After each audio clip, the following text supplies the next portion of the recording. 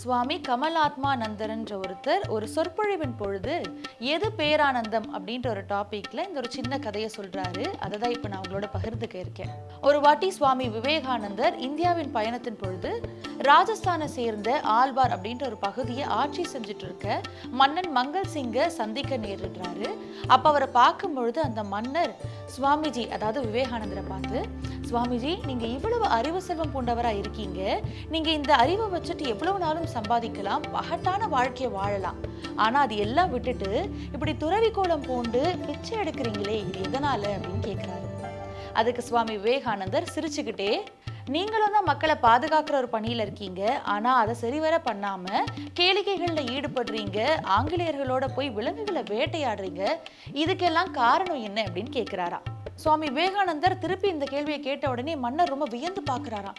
என்னடா, நம்ம ஒரு கேள்வி கேட்டா அவர் நம்மளை இன்னொரு கேள்வி கேட்கிறாரு அப்படின்னு அதுக்கு பதிலும் சொல்றாரு.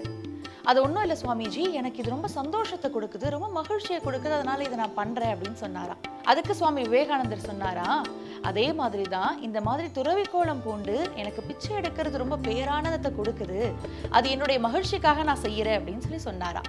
இது மூலியமா நம்மளால என்ன புரிஞ்சுக்க முடியுது?